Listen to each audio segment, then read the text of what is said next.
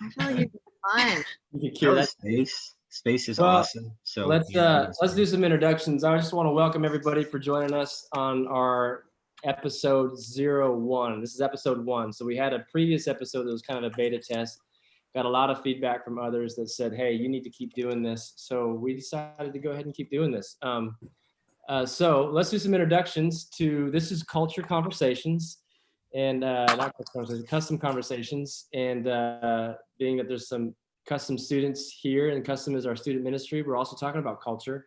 But we thought calling it Custom Conversations would be kind of cool, as we're going to talk with students, college students, and bring in some guests, as you'll see tonight, and just really just talk about what's happening in culture and how we can navigate that with God being first and priority in our life. And so we'll just go around. I'll say your first name and you can kind of give us a snapshot of who you are. So Kayla, we'll start with you. Hi, my name is Kayla Patnode. I used to be a custom student at the Mount Pleasant campus, and I am now at SEU Seacoast getting a degree in ministerial leadership. Come on. Awesome. Sean, how about you, buddy? I'm Sean. I'm also a custom grad from the James Island campus. Shout out James Island. And I'm studying worship at SEU Seacoast. Sweet. Eric. Yeah, I'm a custom student at the Summerville campus. I love God. I want to go into ministry. I have no idea what part, but that's what I'm trying to figure out. That's where I'm trying to volunteer. Awesome. Love it. Love it. Peyton, how about you? My name is Peyton, and I'm from the best campus, the Summerville campus. Love it. And Zaid. I'm Zaid, and I just graduated from SEU Seacoast with a worship leading degree. I've only been at Seacoast for 3 years, but I have loved every minute of it and love this community very much. Sweet. And we have a special guest tonight, Pastor Chip from Seacoast as well. Would you love to give us a little snapshot of who you are, sir? Yeah, I'm a custom student from the Daniel Island campus. From the 50s. That's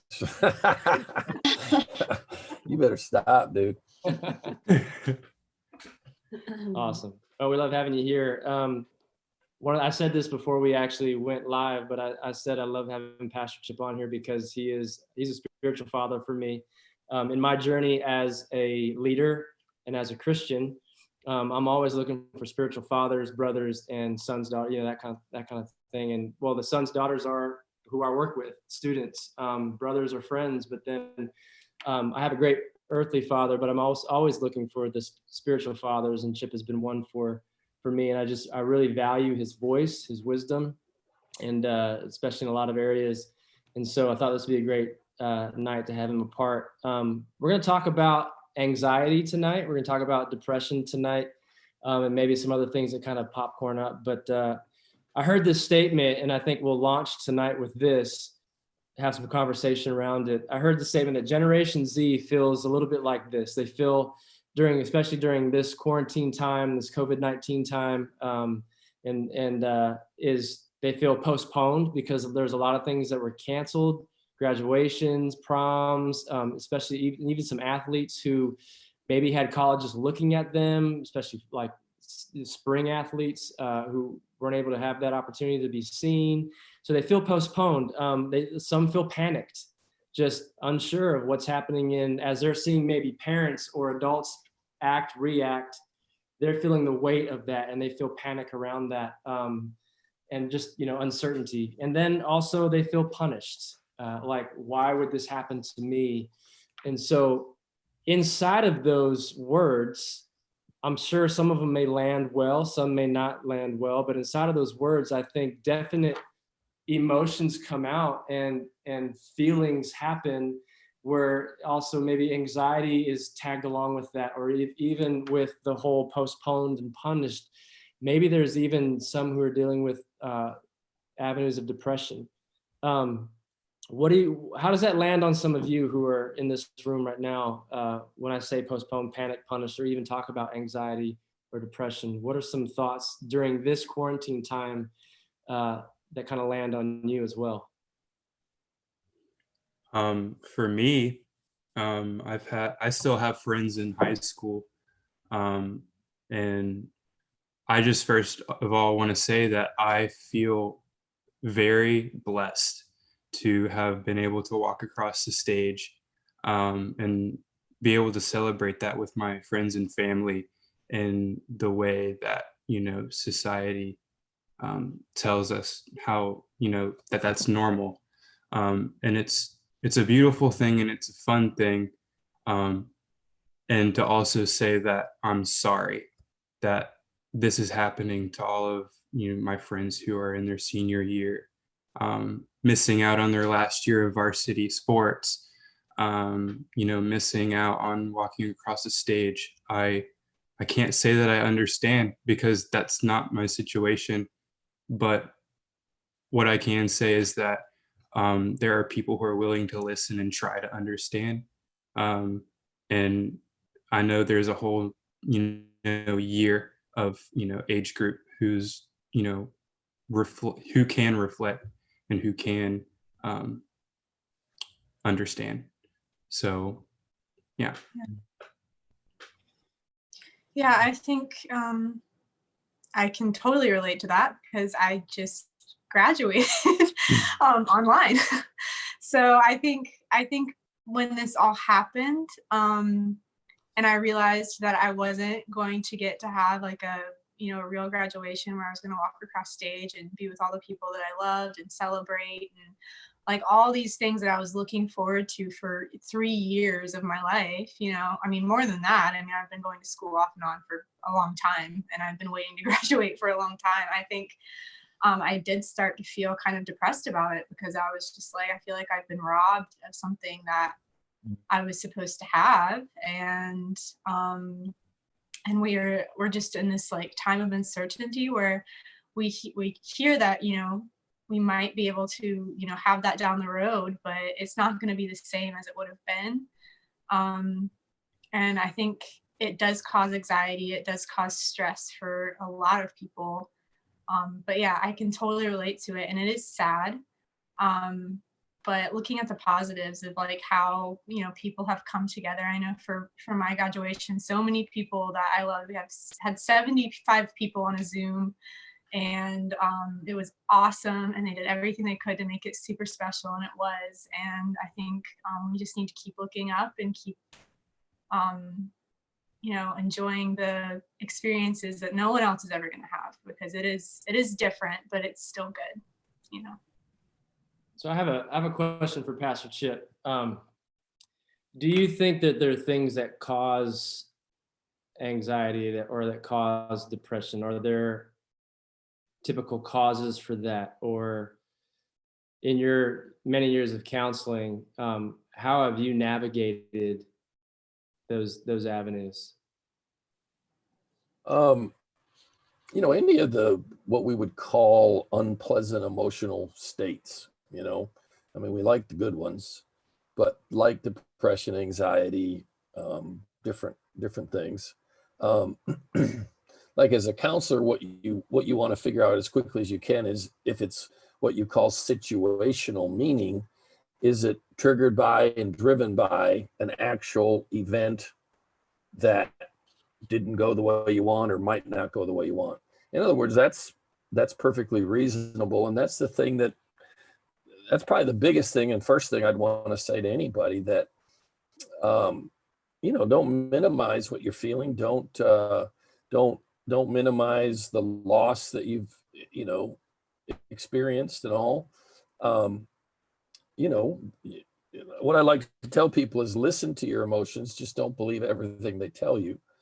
And what I mean by that is, again, remember the first thing I said is there's no doubt about it. There's definitely been a loss and you're allowed to grieve that loss. The trick is, what makes an emotion unhealthy is if it's the wrong emotion for the situation, if it lasts longer than it should, or if it's more intense than it should be. So the trick is, kind of, use yourself, use your family, use your friends to kind of like kind of figure out where you are in all that. Is what I'm feeling makes sense in the situation I'm in? Is it disproportionately intense? Is it like, okay, why am I feeling a 3 and everybody else is feeling a 1? And does it last too long? And emotions are good things, and we're crazy if we think we're always going to have good ones, but there are ways to manage the unpleasant ones, and we can talk about that if you want to. Yeah. A huge thing right now for everybody, especially my generation, is a loss of control. I don't feel like most people alive today have never had such a loss of control over the entire world. And just for people my age, I want to talk about panic for a bit, that we have to trust in our parents, and our parents have to trust in governors, and our governors have to trust in just the health people. And how I know some people whose parents are being overprotective, who are not letting their kid get out of the house at all. I know some parents who aren't doing anything about it, that aren't taking it seriously. They're having people over and that can spark a huge feeling of anxiety in a lot of students and people alike, I feel like. Going along with what Eric said, I think that a lot of people are feeling extra anxious just because, like, we don't know when this is going to end. There's a lot of uncertainty, and a lot of people have a lot of questions about when things are going to open and when school's going to go back, and are we going to have graduation? And I feel like that's making people extra anxious, which is harder to deal with because we really just don't know the answers to those questions. That's good. Yeah, your brain, the thing that it's good to remind ourselves is emotion is a brain issue. If you can separate your thoughts from your brain's this organ inside your head. So the brain does not like uncertainty. The brain's really an association making machine. In other words, it builds associations, people that look like this, I've had good experiences with, so I expect, I associate them with good experiences going forward. And then it's a prediction making machine. In this kind of a situation, this is how I should act. This is how it'll work out. So the brain likes certainty. And Eric, you used an interesting word, control. Controls, I hate to scare y'all, but control's an illusion. We never really have control. But what we do have is a reasonable amount of predictable certainty. Like until 3 months, 2-3 months ago, you knew what your week looked like. You knew what the next, months and all. What's been taken away from us is certainty, or the ability to predict what tomorrow, next week, next month, next fall is going to look like. And our brains don't like that. Our brains don't feel safe when we don't have certainty. Does that make sense? Yeah. Absolutely. So that's part of what, it's part of what everybody's dealing with. I work with our campus pastors, and it was interesting to watch how almost to a man, they went through a very similar cycle. They were very disoriented at first because we were doing church online and whatever. And everything was like, they didn't know what was expected of them. What does a win look like? What does a good day, good weekend look like? Well, then about, I don't know, probably about 4 or 5 weeks in, it was like all of them just kind of went, and it was because they kind of figured out the new reality. And it's like, okay, this is what's expected of me, whatever. But that didn't last but a couple of weeks, because now they're all concerned about, okay, what's it going to look like as we start opening back up? But that didn't last but a couple of weeks, because now they're all concerned. So my point is, the brain really likes to be able to kind of know, when I go to sleep tonight, the world tomorrow is going to look like this. And right now, here's my opinion. there's more that has not changed than has changed. And so let me say an important thing. Emotion's kind of like trying to grab water. So you can't really grab water. What you can grab are your thoughts. And our thoughts either drive the emotion worse places or kind of rein it in. So one of the things to do is say, okay, time out. Are there areas of life that I feel out of control, an absence of certainty and predictability? Yes. Are there lots of areas that that's not true? Yeah. I mean, the sun's still coming up. You know, you still wake up, you're the same person you were when you went. In other words, if you literally made a list, took a piece of paper, made a list on one side, what's changed and what hasn't on the other side, the list of what hasn't changed would be longer. Mm. Well, I love what he said. I mean, maybe we talk a little bit about emotions too, because I look at some heroes in the Bible. King David. Yeah. He was emotional. Jonah.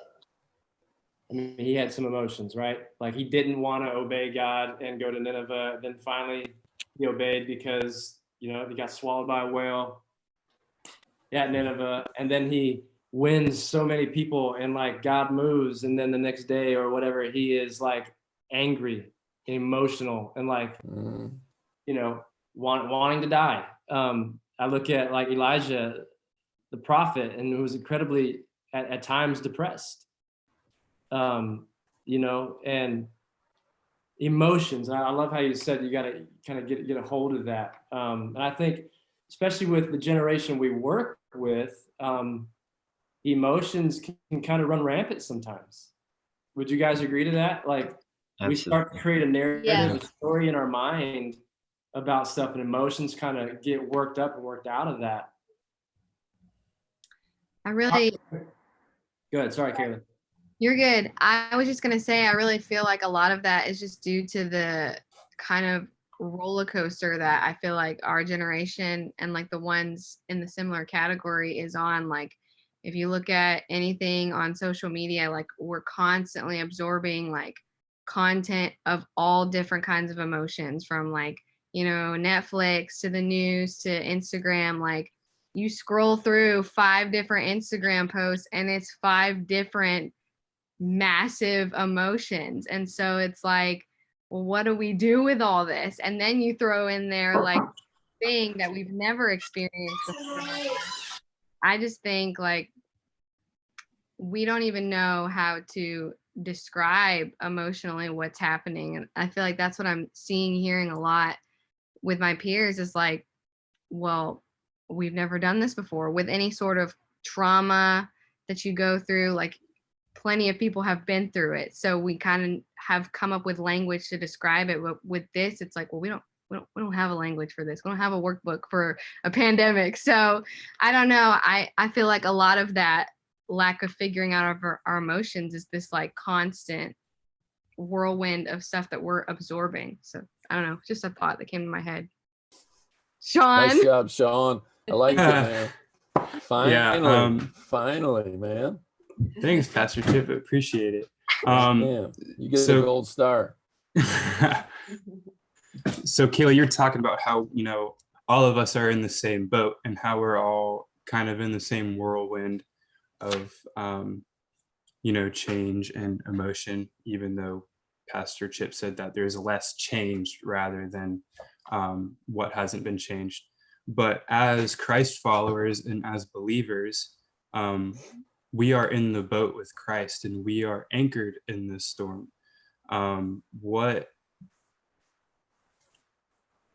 As Christ followers and as believers, how would you say, how do I word this without sounding rude? What is our responsibility as Christ followers with these emotions that can potentially be dangerous and can give people the wrong ideas of, you know, what Christ is like? Because I've had an experience where I was in a depressive state And, one of my leaders came up to me and said, "Hey, look, man, you are under Christ's name. If you have to represent him in this certain way. Let's fix this." And we have obviously resolved that. So what is our responsibility? Do we need to be cheery? Do we need to, have an outward expression of joyfulness to show what Jesus is like? Or are we allowed to feel this way? By the way, I didn't think that was rude at all. I actually love that. Yeah. I think that's a super important question to ask. I think it's both. Like, you can't be cheery all the time. I don't have all the answers, but you can't be cheery all the time, but you also can't be sad. So I'm gonna leave that. One of the most popular verses passed around because of its length is, I don't know the verse at all, but the name of the verse, but it just says Jesus wept. Jesus had emotion. Jesus cried. Jesus was sad. He was anxious. He was ready, but he wasn't ready. And we have all the same emotions that Jesus did. And we are allowed to feel those emotions. We are allowed to express those emotions. Because we have heavenly bodies waiting for us, but as of now, we are human. I feel like it's important to check up on your friends and your family and to let them know that their feelings are 100% valid and that no two people are going to feel the same way and feel all the same emotions about what we're going through. And I feel like, sometimes you just have to be real with them and explain to them that you're going through the same thing and that everyone is going through the same thing and that you just kind of have to figure out how you're going to deal with your emotions the best that works for you. It's true. I do think I like what you said. I think it's different for different people, but I do think there's a common thread of reaching out to people and like checking up on your friends, letting them check up on you. I like that. I like that you said that.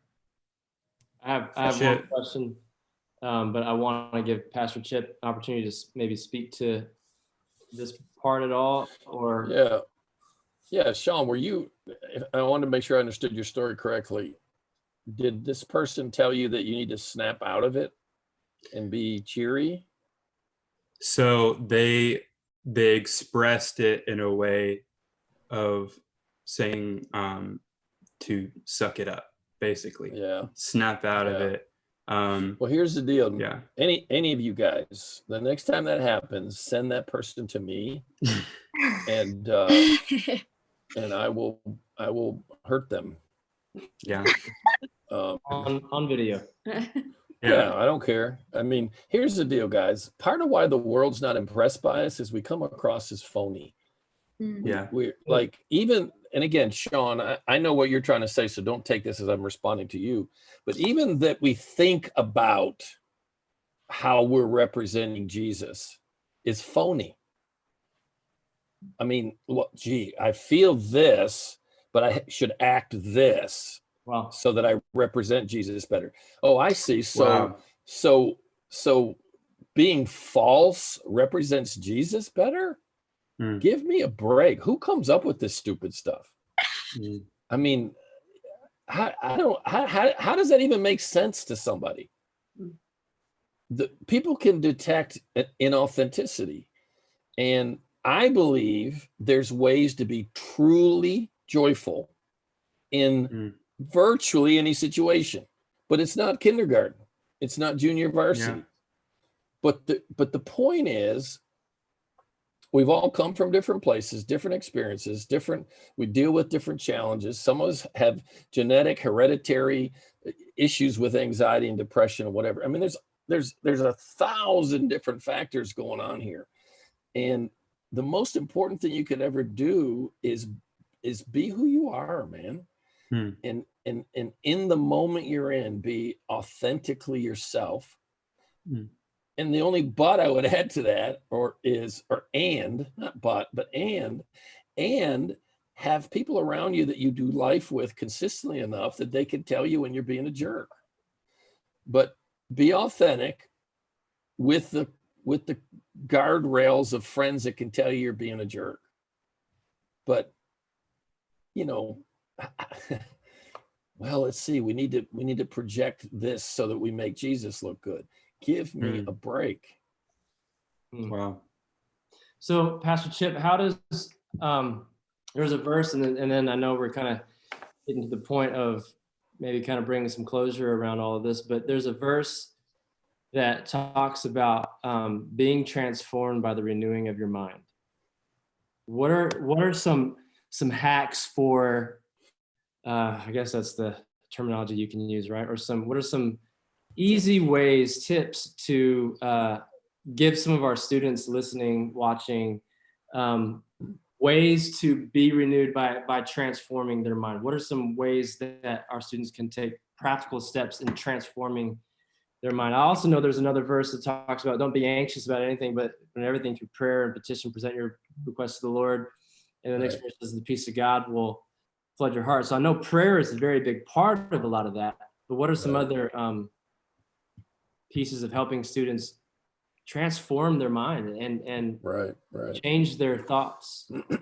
Yeah, Proverbs 23:7 says, as a man thinks in his heart, man, woman thinks in his heart, so is he. In other words, thinking's a really, really, really, really big deal.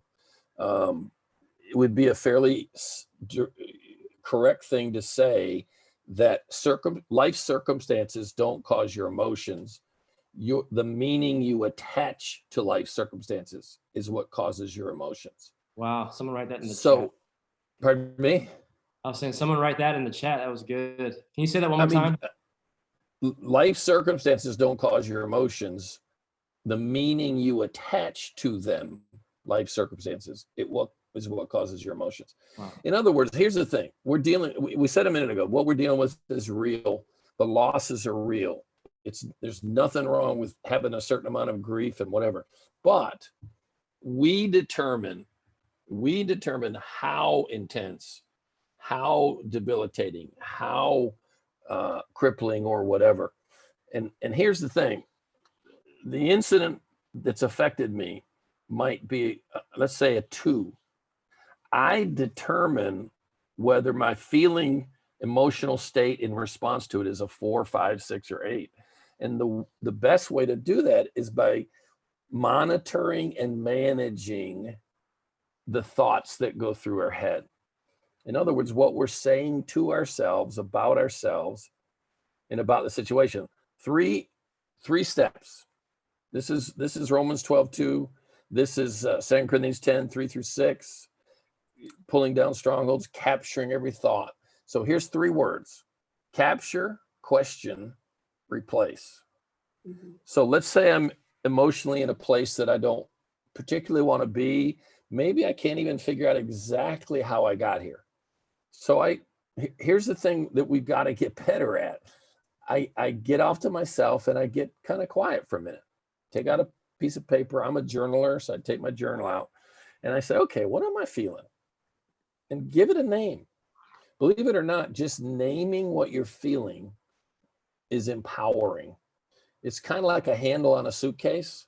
As soon as you put a handle on it, you can kind of pick it up and carry it around better. So just naming your emotions is empowering. So what am I feeling? I think I feel a little anxious. Okay. Now this would be my next thought.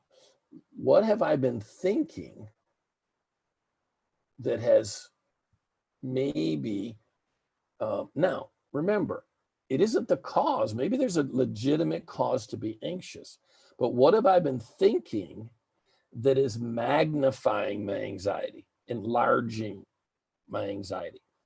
So, well, things are uncertain and whatever. Okay, that's legit. But then you got to watch for the subtle little ways your brain, there's a fancy word in there in this type of counseling that you call catastrophizing. Things are never going to be the same again. The world's never going to go back to normal. Our economy, jobs are, I'm never going to find a job. And it's just like, whoa, time out. No. That's catastrophizing. Are things thrown off? Yes. Is it going to end? Yes. Could it possibly be even better when it's over? Who knows? Might be. Could you be a stronger, deeper, more resilient person? Yeah, if you do something about it. In other words, all I'm saying is I'm changing what I'm saying to myself about the situation. Yeah. Now, please remember, I didn't say the situation is not important. Capture the thoughts and then question them. Things are never going to be the same. Do you know that for a fact? Have you ever looked up the word never? Never's a long time. So you know what? That thought can't be true. Can't be true. It's impossible for it to be true. Well, then what would I say? Well, I don't like the way things are right now. Okay, that's fair. I don't know how long they're going to last. Okay, that's fair. But you can't say they're never going to be the same again. You can't say that because you don't know that. And I don't know about you, but there's some of what was the old normal I don't want to go back to, which is a whole nother conversation. So capture your thoughts, question them, and then replace them. And I don't mean to Jesus juke anybody, but the best way to replace them is with scripture. For instance, you know, the old song, I don't know what the future holds, but I know who holds the future. Yep. So I don't know the details of what this fall is going to look like, but I know somebody that's here now is going to be there then. Now, please remember, I'm not saying, oh, you should be chilling, feeling zero. That's not what I'm saying. But you can take a 6 down to a 3. You follow me? Yeah. I'm not taking away our right to not feel good. I'm just saying, don't let runaway thoughts, renegade thoughts, take you from a 3 to a 6. Make sense? It's really good. Yeah. Talk to yourself. Stop listening to yourself. Start talking to yourself. That's good. Capture. That was so good. Capture, question, replace. Place. I think that's a good place to end, huh? Amen. Do it, Absolutely. Sean. Do it. You hear me, boy? Any last Sean, do you hear me? Do it. Do it, Sean. Capture, question, and replace. Please. Awesome. Good. You're going to need to write a book. I heard this story. I want to write a book with Pastor Chip. I heard this story, and I don't know if it's right or not, but I heard once a man was asked, what did you gain by regularly praying to God? The man replied, nothing. But let me tell you what I lost. Anger, ego, greed, depression, insecurity, and fear of death. Sometimes the answer to our prayers is not gaining, but losing, which ultimately is the gain. So that's cool. Love you all. Thanks for joining our. Thanks for having me on, man. It's been fun. Let's do it again. Hey, Pastor Chip, are you up for? I'm gonna get you on video saying this. Are you up for joining us a few more times? I would love it. I kind of listen. One condition though, Sean needs to be Nick's, man. I can't handle Sean. We can X him out in post. Hey, at least shut off his video and mute him. How about that? He can be on, but. Oh, I love Sean. Sean, you know, The Lord is teaching me to listen. Hey, sarcasm's my love language, man. If I don't mess with you, I don't like you probably. No, I got you.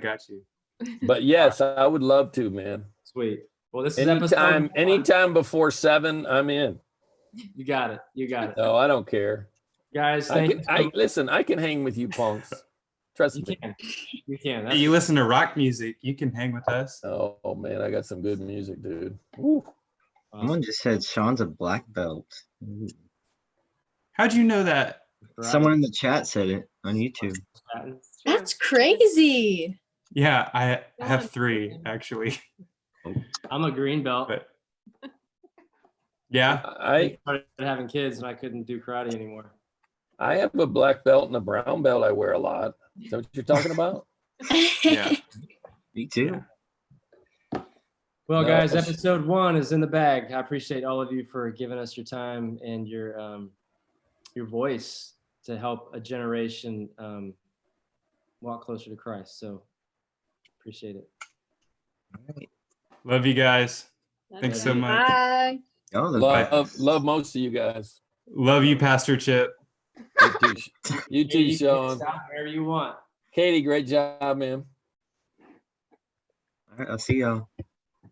John.